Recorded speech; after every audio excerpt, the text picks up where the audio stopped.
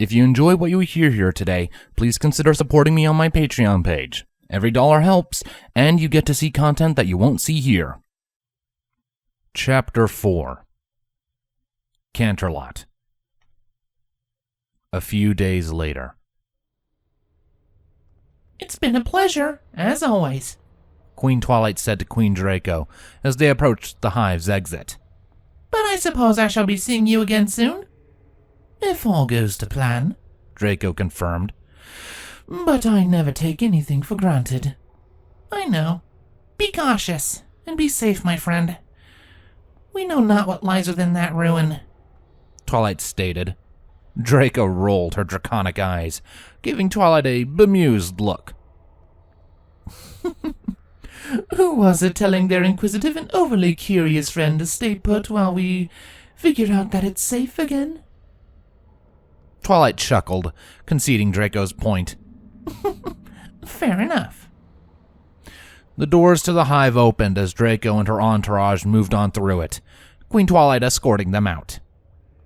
Beyond the large and heavily armored doors, there was a long, rocky tunnel, at the end of which the light of the sun could be seen pouring in. It only took a few moments for them to walk from the doorway dominating the cave and out into the land of Equestria. The Hive and the cave containing it was sat beneath a large, lush green field in which trees could be seen dotted around the landscape. Aside from those, and a few boulders, it was rather bare.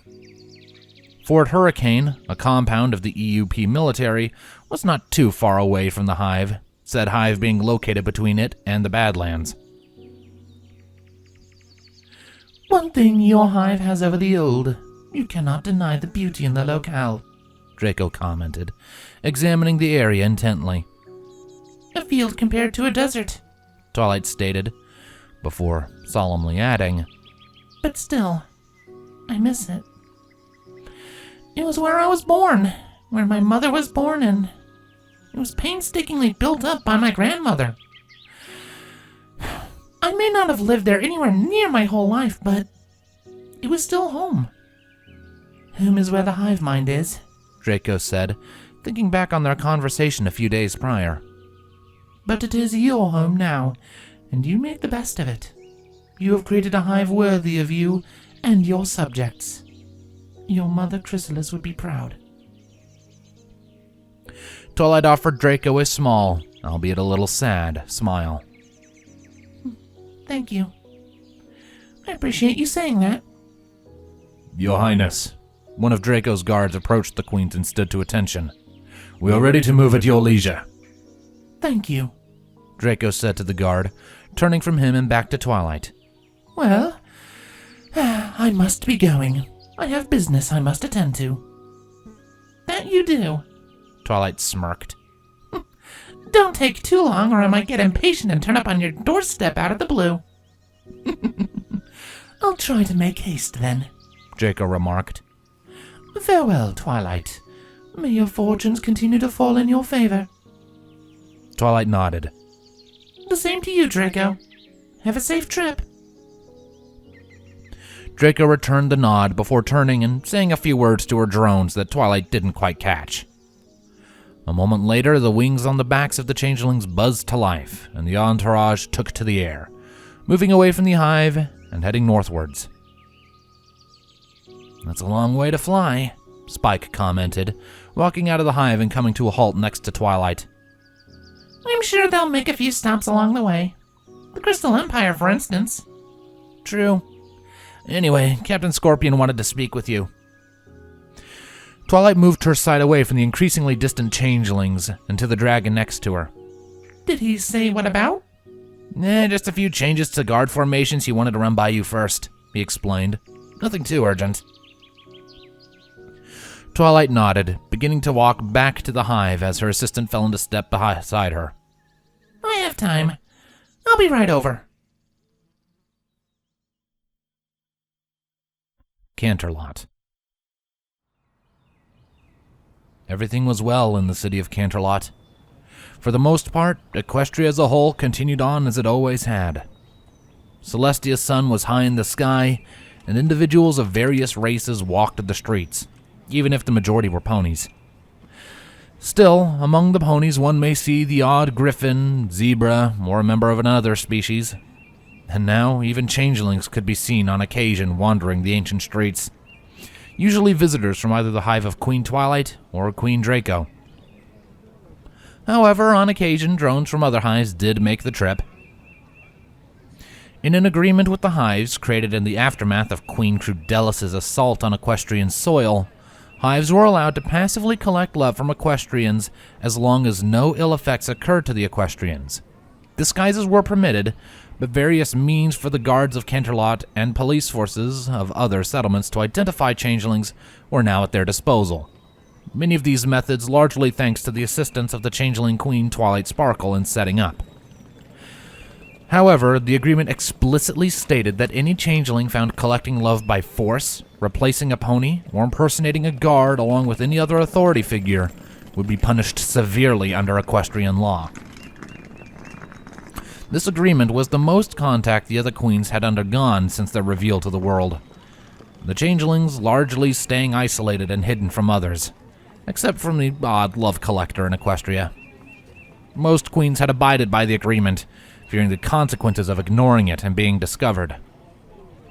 Those few who had decided not to follow the terms had suddenly found their changelings having great difficulty in gathering love energy, as ponies and even other changelings would constantly discover them and punish the offenders until they abided by the set rules. Admittedly, this had created a rather tense relationship with the isolationist queens. However, attempts to create more stable and beneficial deals akin to the one held with Queens Twilight and Draco had been rebuffed. Changelings and ponies, despite the current overall peace, still had a long way to go. Despite that, all was normal in the city, and amongst the families inhabiting it. One such family lived close to the richer districts of Canterlot, a benefit of the father's job. They lived happily just like any other family, despite their dealings with the changelings being far closer than most. Got it! Valiant Snow shouted happily, the 8-year-old colt hovering a little above the ground with a ball in his hooves. Good lad. Getting good at this, Broadsword remarked, hovering himself a little bit higher than his son.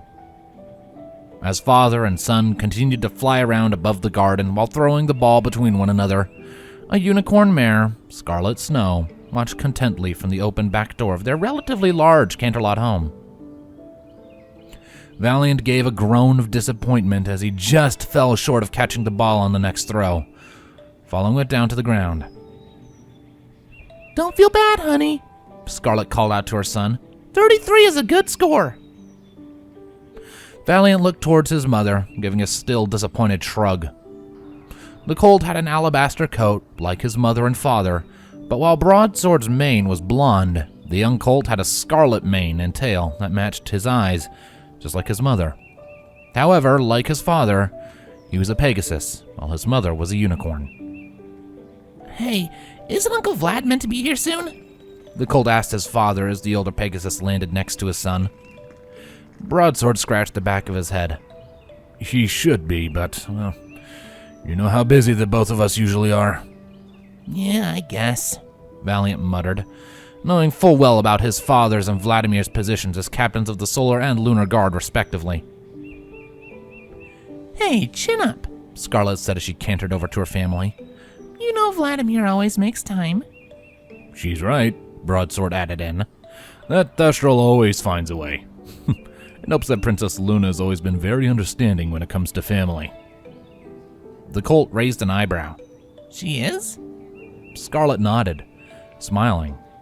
It was the princess who made your father's proposal to me possible. Valiant only tilted his head questioningly, causing his mother to chuckle. It's quite the story. I promise to tell you about it later. But why would the princess be like that? Aren't princesses meant to be all stoic and stuff? Family means a lot to her. All because of something that happened with her own a long time ago, Scarlet explained. But, like I said, that's a story for later. Oh, Valiant groaned.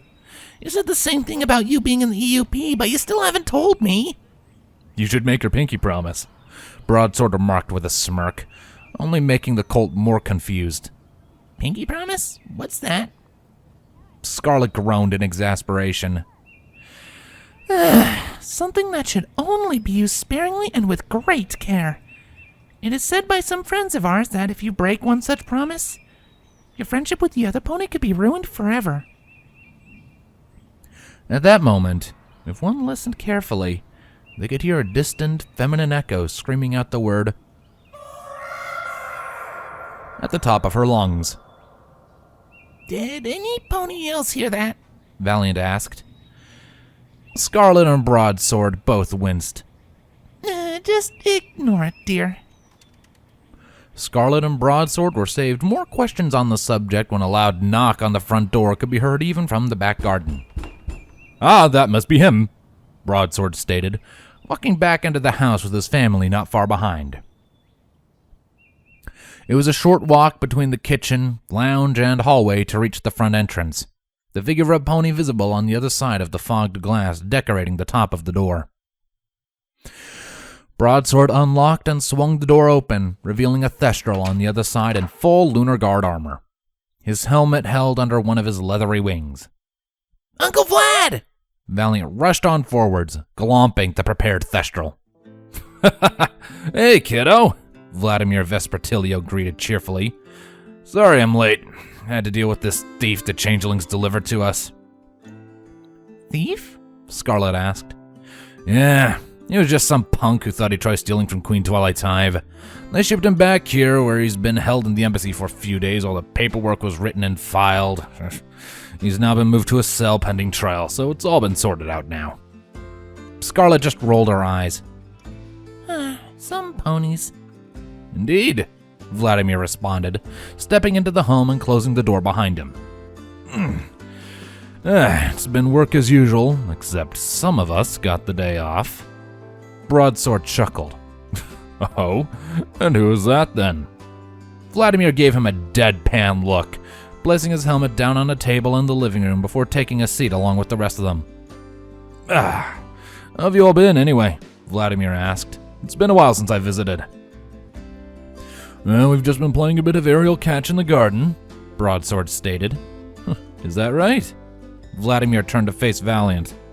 And how'd that go? Valiant's face lit up. Really well. We went on for ages, but then I dropped it. Don't worry, kid. You only improve the more you do it. I'll help in a bit if you want. Yeah! Valiant enthusiastically agreed. Have you heard from Shining Armor lately? Scarlet asked her own into the discussion. It's been a while. Vladimir shook his head. Being the Prince of the Crystal Empire and a father doesn't leave much room to travel across half of Equestria to visit friends. It helps that we're all in the same city. Are you talking about Flurryheart? Vladimir asked. Is she okay? She's fine, dear, Scarlet assured. We were just talking about how long it's been. Yeah, she's probably forgotten about me, Valiant stated dejectedly, having known the young Princess Flurryheart pretty much his entire life due to his father's friendship with Prince Armor. Friends don't forget that easily, Vladimir stated. You'll see her again. There's always something around the corner that brings them to Canterlot for one reason or another. Giant rampaging centaurs, insane changeling queens bent on our destruction, Scarlet listed in a deadpan. The list goes on. Not so much in the last 8 years, Broadsword noted. Things have calmed down since the Crystal Empire integrated with Equestria. Princess Luna adjusted to the last 1,000 years and Queen Twilight took her throne. Things seem to be returning to the peace we held before the 1000th Summer Sun celebration. Don't jinx it, Vladimir warned with a slight smirk on his face. Something always happens when you say such optimistic things. Let's hope the Celestia doesn't, Scarlet said.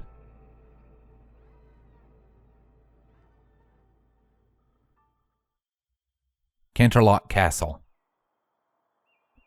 Celestia sat in her personal study, her attention fixated on the letter she was holding in her hooves, a smile on her face. Anything interesting? Luna asked. Luna, Celestia greeted, looking up from the letter. I didn't hear you come in. The shadows of the night are always silent, Luna stated. Who is the letter from? Twilight, Celestia responded before her tone grew wistful. Sent by Spike's Dragonfire, as per usual. Almost reminds me of the days of her friendship reports. Oh? Does it contain any such lesson? Sadly not, Celestia stated. Luna took a seat opposite from Celestia at the desk, the latter levitating 2 teacups towards them and pouring in some tea Celestia had already made. Well then, do tell. What does your daughter have to say? Celestia raised a curious eyebrow. Since when have you taken to referring to Queen Twilight as my daughter? It's always been obvious, and true, Luna retorted. Biological or not, you can't hide your feelings from me, sister. And neither can she. I suppose any effort to do so would be futile, Celestia noted with a small smile. As for your question, she was just telling me how Queen Draco's visit went, and what she had to say is most intriguing. How so? Well, it would seem a great archaeological discovery has been made by Queen Draco.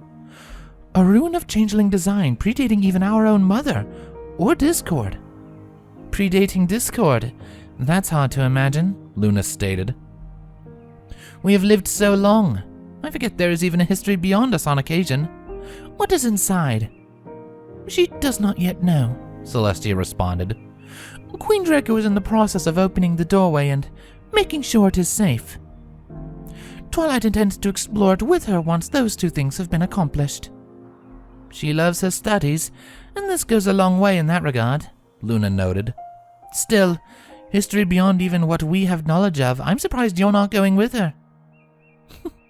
I was tempted to have Twilight write me a report as if she was still my student, Celestia joked. But alas, I shall simply have to find out the information at a later date anyway. Though I must admit, it does have me curious. Celestia leaned back in her seat, her gaze moving out towards the open doorway onto the balcony and the bright view beyond. I suppose time shall tell what will be unearthed.